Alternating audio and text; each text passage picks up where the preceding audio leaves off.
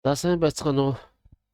За элсэлтийн ерөнхий шалгалтанд бэлдэж байгаа сурагчид, за мөн сурагчдаа бэлдэж байгаа математикийн багш нартаа энэ оройн мэндийг хүргэе.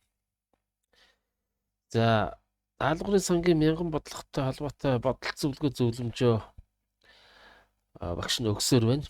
За мянган бодлого дотор бол янз бүрийн бодлогод л байгаа. Нэг нүгөө хэлдэг.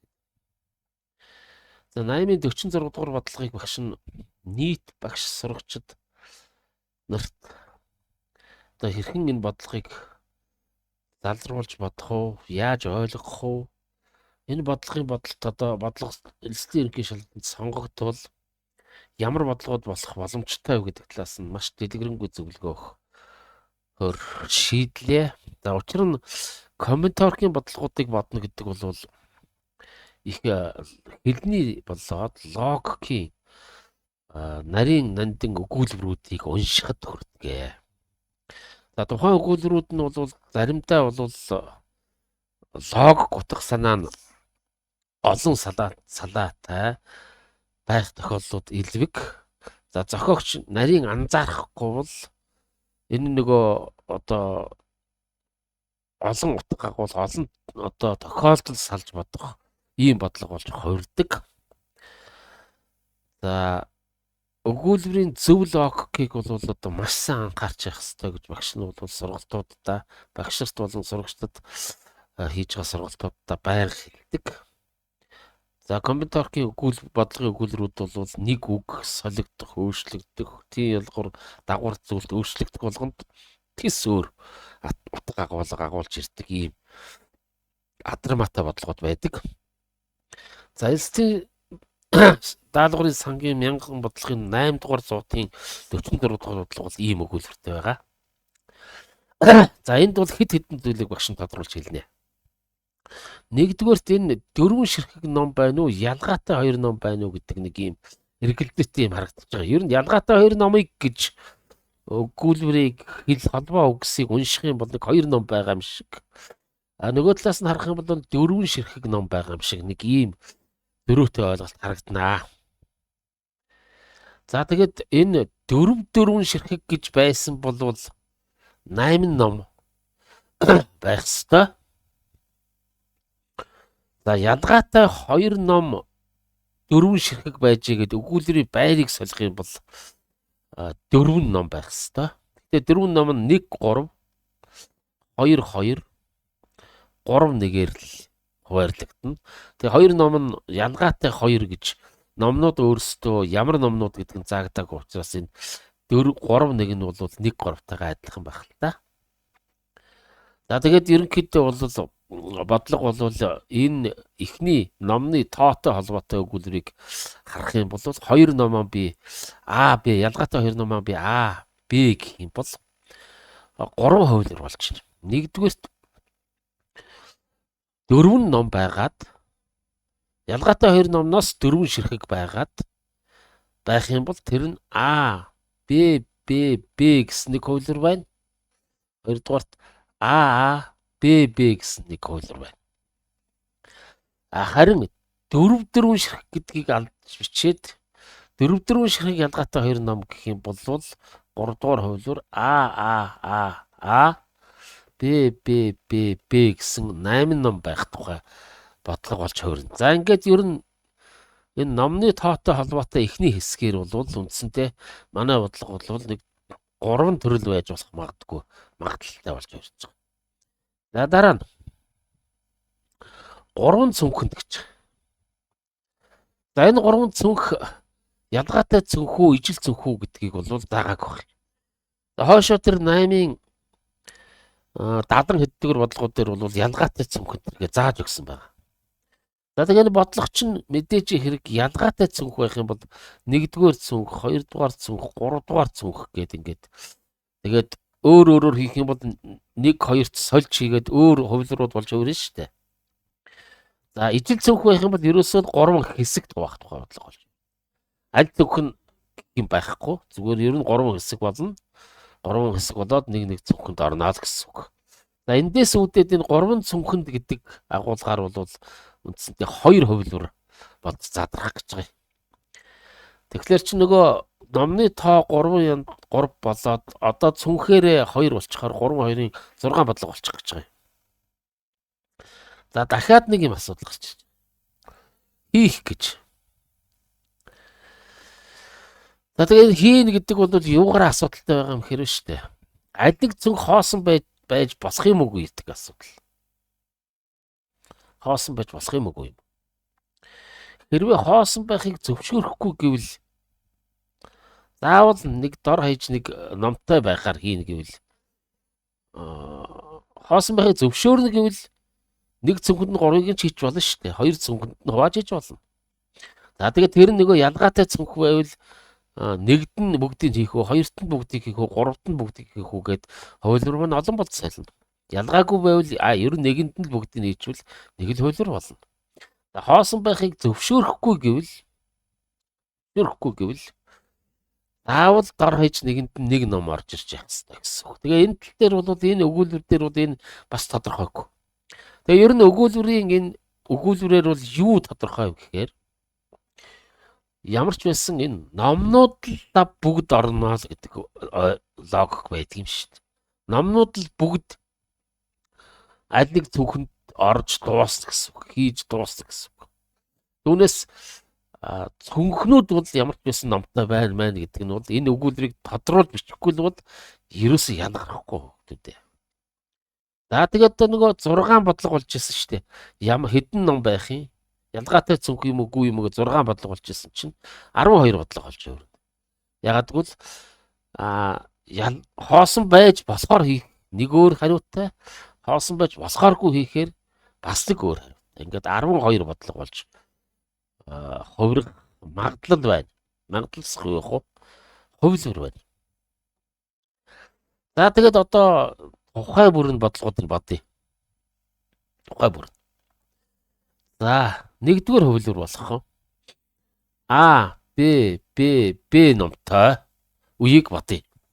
За тэгээд энэ 12 бодлогын чинь 4 нь одоо энэ дээр байж хэвээр шүү дээ. 4 нь нөгөө 8 ном дээр 4 нь 2 ижил ном дээр байх хэвээр. За энд 4 бодлого гарна. Ямар 4 бодлого гарах юм гэхээр нэгдүгээр тайрцагнууд хоосон байгаад тийм үү. За би энд одоо ерөөсөө ингэж эхэлнэ. Юу хийж эхлэх вэ гэхээр хүснэгт хийж эхэлнэ. Ямар 4 хариу гарах хэвээр бидэнд. Ямар 4 хариу гарах хэвээр юм бэ гэхээр за хоосон байж ижил хайрцаг байгаад хоосон байж болохгүй гэвэл хоосныг зөвшөөрөхгүй гэвэл нэг хариу гарна. Ижил хайрцаг байгаад хоосныг зөвшөөрнө гэвэл хоёр дахь хариу гарна.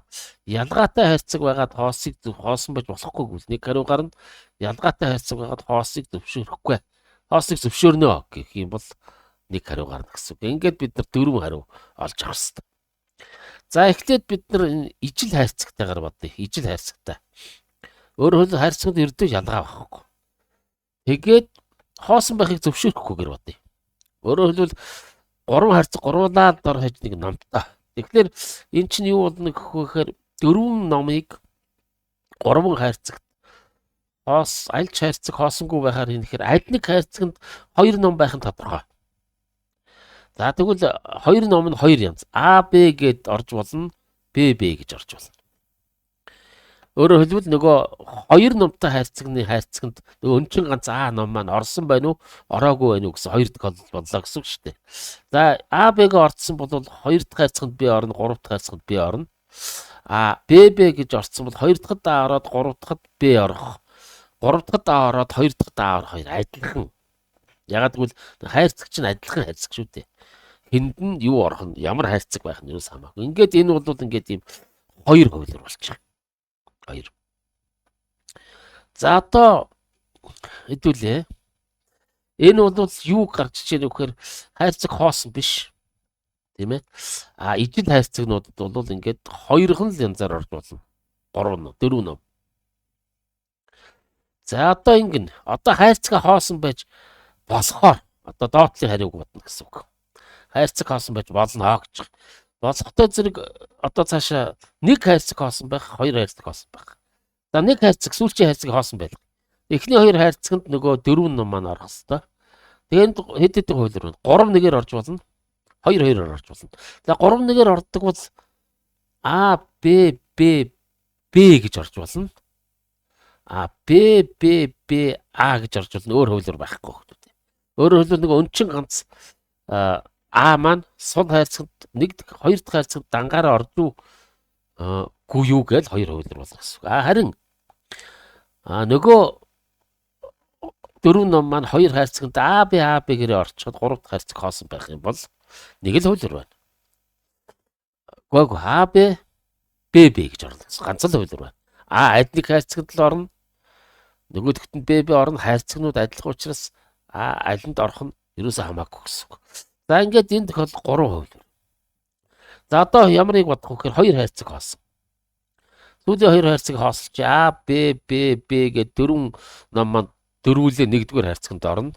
Тэгээ энд бол нэг л хувилбар байна. За ингээд хайрцагнууд хоосон байж болно гэчвэл үндсэндээ 6 хувилбар болж хувирлаа. Ижил хайрцагнууд мөртлөө тийм үү? Хайрцагнууд хоосон байж болно гэх юм бол босхгүй гэвэл 2 байсан болно гэж 6 болчихно. За одоо буцаагаад хайрцагуудаа ялгаатай болгоё. За хайрцагуудаа ялгаатай болгохоор яах вэ гэдэг зэрэг. Энэ тохиолдолд ялгаатай хайрцаг болчихтой зэрэг 3 янз болж хувирна. Үржих нь 3 болно. Ягаад гэвэл энэ А Б гэдэг хос ном 1-р хайрцагт байх, 2-д байх, 3-д байх гэдэг ингээд хайрцагнуудаас илгээд 3 хувилбар болно. Харин энэ тохиолдолд бол 6 хувилбар болно. Ягаад гэвэл энэ Б гэсэн хос ном хосоор хайрцагт явж байгаа шүү дээ. Тэгээ тэр 1-р хайрцагт байх үед нэг 2-3-р хайрцагны А Б-г солиод 2 хувилбар. 2-р хайрцагт байх үед дахиад солиод 2 хувилбар. 3-р хайрцагт байхад дахиад солиод хувилбар учраас ингээд 6. Ягаад тэгж байгаа юм бэ гэвэл энэ дотор байгаа хайрцагт доторгоо номнуудын бүрэлдэхүүн 3 өөр учраас 3-ын багтраалаар 2 өөр учраас 3-аар үржигдээд байгаа шүү хүмүүс. За энэ хувилбар хэдээр үржигдэх үү гэхээр 3-аар үржигдэх, 6-аар үржигдэнэ. Ягаад гэвэл энэ хоосон БТ А Б БТ гэхээр 3 өөр хувилбар. Энэ бас 6-аар үржигдэнэ. За энэ бол харин 2-оор 3-аар үржигдэнэ. Ягаад гэвэл энэ үгүй байна. Энэ чинь 6-аар үржигдэх юм байна. А Б Б байсан шүү дээ. Чинь төрөө өөрөө андуурч бичснэгээ дагж явж байна. За ингээд энэ 3 хайрцагт байгаа одоо нөгөө номнуудын бүрэлдэхүүн хоосон БТ А Б БТ гэх мэтэр ингээд 3 өөр бүрэлдэхүүнүүд байгаа учраас 3-ын багтраалаар. За энэ бол 3-аар үржигдэнэ. Ягаад гэвэл 3 номоо 1-р хайрцагт хийж болно, 2-т хийж болно, 3-т хийж болно гэдэг. За тэгээд ингээд эдний нийлбэр байх юм байна. За хайрцагнууд нь ядгаатай бөгөөд тэгээд хайрцагнуудад хоосон байж болохгүй гэвэл эхний энэ хэсэг байгаа. Тэгэхээр ялахгүй гэхээр 3 дээр нэмэх нь 6 9 хувилбартай. За хайс нь хоорцсон ч байж болно гэх юм бол энэ 6 5 30 юм уу тийм ээ. Өгтөд 2 3 2 ч нийлээд 6 болгоо 5 ширхэг 6 ингээд 30. За ингээд 1-р бодлого болвол өөрөөр хэлбэл номнууд А Б гэсэн бүрэлдэхүүнтэй ялгаатай 2 ном 4 ширхэг байсан бол тэгээд манай бодлогод энэ 4 бодлого болж хувираад нэг нь 2, нөгөө нь 6, 3 дахь нь 9, 4 дахь нь 30 гэсэн хариулт. Тэгээ одоо хэдүүлээ 2-р хувилбар буюу ном ялгаатай 2 ном А Б гэж байх үед. Тийм ээ. Ийм үед за нөгөө 4 бодлого байна. За эхнийх нь ижил хайрцагт хоосон биш хийн. Ижил 3 хайрцагт хоосон биш гэхээр мөн л түрүүний шиг нэг хайрцагт нь 2 л орно шүү дээ. Гэтэ 2 орохдоо энд хувилбар олширна. Яг бол А2 ороод А Б2 орж болно. Б2 орох нь бол А Б2 орох тустай болно. Ягаад гэвэл А орсон үед хайрцагнуудад нь нэгэнд нь Б, нөгөөд нь дахиад Б. За энд бол А Б. Энд бол А. Тэгээд 3 өөр үзэгдэл. Ягаад гэвэл Б нь 2Б 1 хайрцагт байж болно, 2А 1 хайрцагт байж болно. Нөгөө 1 хайрцагт байгаа хос ном нь АБ2 байж болно гэсэн ийм 3 хувилбар болж байна. За тэгээд хэдүүлээ хүсэгтээ дахиад нэгийг зорчно гэсэн үг. За ямар хөсөлгт байх хэрэгтэй вүлээ? Наа тий. Ийм хөсөлгт байх хэрэгтэй. Ижил хайрцаг, ялгаатай хайрцаг. Хоосон байхыг зөвшөөрөхгүй, хоосон байхыг зөвшөөрнө. За ижил хайрцагт хоосон байхыг зөвшөөрөхгүй энэ 3. Манаас энэ тооцоо. За одоо хоосон байхыг зөвшөөрч эхэлнэ. Одоо нэг хайрцаг хоосон байна. Тэгэхээр 2 хайрцагт 3 нэгээр 2-2-оор орно. 3-1-ээр орно гэхээр зэрэг А Б гэж ороод нөгөөх нь Б гэж орох. За Б А гэж ороод нөгөөх нь А гэж ороод 3 дахь хайрцаг хоосон. 3-1-ээр орвол 2-2-оор орвол А гэж ороод энд нь Б гэж ороод хоосон. А Б гэж ороод дахиад А Б гэж ороод хоосон. За энэс өөр хөвлөр байхгүй. За Б гэж орж болох боловч тэр нөгөө нэг хайрцаг нь чи ижил гэж одоодондоо үзэж явж байгаа учраас энэ 2 дугаар хөвлөртойгоо адилхан болчихно гэсэн. Ингээд нэг хайрцаг хоосон байх нь бол 4 боломж байгаа юм байна. За 2 хайрцаг хоосон. За мэдээж 2 хайрцаг хоосон байхаар 3 дахь эхний хайрцагт бүгдээрээ орно. За эхний хайрцаг бүгдээрээ орчхоор энэ нэг л хөвлөр. За ингээд нийтдээ 8 хөвлөр болж ирж байна. Өөрөөр хэлбэл хайрцагнууд хоосон байж болохоор болоо явчих юм бол 8 хөвлөр. За одоо эргээд хайрцагнуудыг ялгаатай болгож. За ялгаатай болгохоор 1-р хөвлөр бол 3-аар үрчнэ. Ягаад гэвэл энэ хоёр хоёулаа Б юм чинь зөвхөн энэ А нь л 3 хайрцагтаас сэлгээл 3. Харин 2-р хөвлөр бол 6-аар үрчнэ. Ягаад гэвэл А Б гэчихэд нөгөө 2 хайрцаг чинь Б А юм чинь хоорондоо сэлгэнэ. Тэгэл 3-ын багтраалаараа энэ хайрцаг бол 3-аар үрчнэ. За энэ хайрцаг хоосон Б А Б гэд 3 өөр хөвлөр байгаа учраас 6-аар энэ бас 6-аар энэ бол харин энэ бас 6-аар ягаад гэвэл энэ А Б хоосон гэсэн 3 өөр хөвлөр учраас 3 ямиг сэлэх боломжийн тоо гэсэн үг шүү дээ. Энэ бол харин 3 ямиг сэлэх боломжийн тоон дотор 2 үсэг нь ижил байхаар 6-гийн багтраалаг байх нь 2-ын багтраал гээд 3-аар үржигдэж байгаа гэсэн үг шүү дээ. Түрүү ч гэсэн яг ингэж тайлбарлаж бас болно. За энэ бол бас 3-аар үржигдэнэ. Ягаад гэвэл эсвэл ингэж тайлбарлаж болно тий. А Б ном 1-р хайрцагт байж болно, 2-т байж болно, 3-т байж болно гэж тоолчих болно. Эсвэл А Б гэдэг нэг тэмдэгт хоосон гэдэг нэг 2 тэмдэгтийг сэлгэх хэдэн боломж байгаа вэ гэд давталтай сэлгэмлийн бодлого болж болно гэсэн үг шүү дээ. Тэгээд 3-ын багтраалаг байх нь 2-ын багтраал гээд ингээд 3 гарч байгаа шүү дээ. За ингээд. За одоо хэдүүлээ. Хоосон байж болохгүй тийм ээ, болохгүй. Ялгаатай хайрцагтай тохиолдлыг харах юм бол 2 6 нь 12 аа. За хоосон байж болохоор тэгээ ялгаатай хайрцагны тоог хөвлөрийг сонгох юм бол 1 2 3 4 5 6 36 юм байна тийм үү. За ийм бодлогод болж хоригно. За тэгээ сонирхолтой нь эдгээр бодлогууд нь ихэнх нь заа юу. Одоо тэр 8 12 6 9 гардаг 30 33 2 гарч байгаагууд энэ бол ер нь өөрөө шууд ингэж тоолж бодохгүйгээр ямар нэгэн комментаркийн С А П сэлгэмэл давталтай сэлгэмэл гүйлгэмэл давталтай гүйлгэмэл за тэгээ хэсэглэл давталтай хэсэглэлийг ямар нэгэн загвараар шууд бодохдохгүй бодлого. Тэгэхээр элсдийн ерөнхий шалгалтанд бол энэ одоо энэ хайрцагнууд хийх арга хоосонгүй. За тэгээд тэр номнуудын бүрэлдэхүүн тэр хүүхдүүдийн одоо тоолох боломжтой л хөвлөрөөр орж ирэх болов гэж бодож байгаа юм. За одоо би 3 дугаар хөвлөрийг жаахан тайлбарлая. 3 дугаар хөвлөр бол А Б гэж байж магадгүй. Өөрөөр хэлбэл энд 4 ширхэг ялгаатай 2 номыг гээ засагчих юм бол бодлого тийм байжгаад одоо энэ 4 ширхэг гэдгийг 4-ийг хайцсан байсан бол ийм болчих штеп. За энэ тохиолдолд ерөөсөө бодогдох боломжгүй хөвгүүд. За яагаад боломжгүй гэхээр энэ хэрв эдгээр бүгдээрээ А байгаад ингээд 8 номыг 3 хайрцагт хийнэгвэл энэ хуваалтын онол гэж тусдаа комментаркт бол нэлээд их хуваалтын онол гэдэг. Теори партишн теори гэдэг юм да. Хуваалтын онол гэдэг нэлээд их цаашаа хөгжсөн айхтар онол. Асар олон шийдэгдээгүй асуудал проблематтай.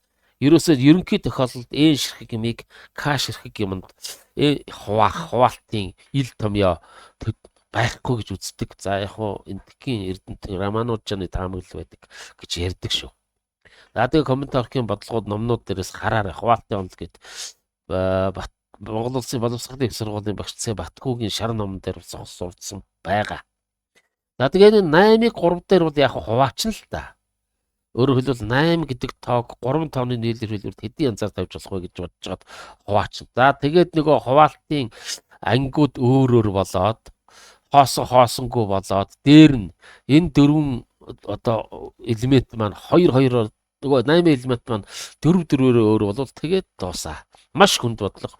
Яг маш хүнд тэгээд тоолж болно.